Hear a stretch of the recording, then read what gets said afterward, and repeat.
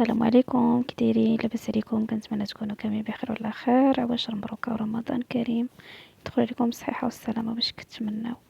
بغيت نصاوب معكم الشباكيه. كما كتشوفوا هنا خديت كيلو ديال الطحين، درت فيه كاس ديال اللوز اللي محمر بالقشره ديالو مطحون، وكاس ديال الجنجلان اللي حتى هو محمر شي شويه، يعني ماشي بزاف ومطحون. عندي معلقه ديال القرفه. هنا نخلط هاد النواشف هكذا بوحدهم، ومن بعد غادي نزيد خميره ديال الحلويات،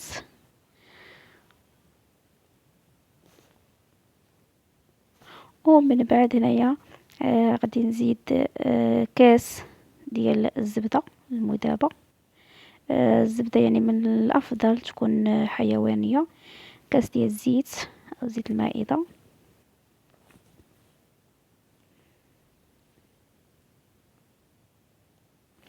وكنخلط هكذا، كنجمع بيدي ديال على الخليط.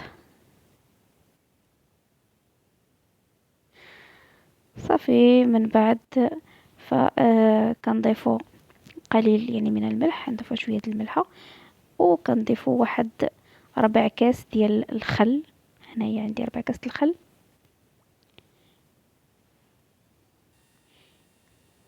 ومن طبيعه الحال ما زهر، يعني قرعه ديال ما زهر.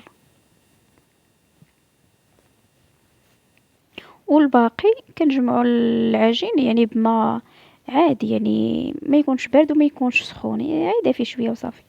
هنا بالنسبه للملون، يعني ضروري كيكون كيجي في الشباكيه. صافي هنايا درت الملون، وكما قلت لكم القليل من الملح، وغادي نجمع العجين ديالي. بصح العجينه ديال الشباكيه كتبغي شويه الخدمه، كتبغي الدلك. صافي كما قلت لكم هنايا غادي نجمع العجينه بالماء، يعني ما خدتش معايا بزاف ديال الماء.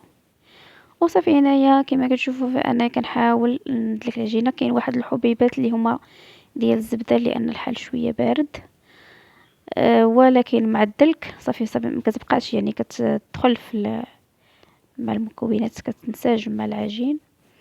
صافي يعني هنايا راه دلكت العجينه ديالي مزيان، وخليتها شويه قاصحه كما كتشوفوا، لان الشباكيه الا كانت العجينه مرخوفه بزاف كتجي قاصحه في الماكله ديالها، والعكس الا كانت العجينه يعني قاصحه شاده راسها فالشباكيه كتجي هشيشه. صافي انا كنحاول نقطعها هكا غير هكا الكويرات، وصافي كنطلقوا العجينه ديالنا بالدلاك. بالنسبه اللي بغى يستعمل ال- هذيك الماكينه ديال البشنيخه يستعملها. انا بصراحه واخا عندي ما استعملتهاش، استعملت غير الدلاك.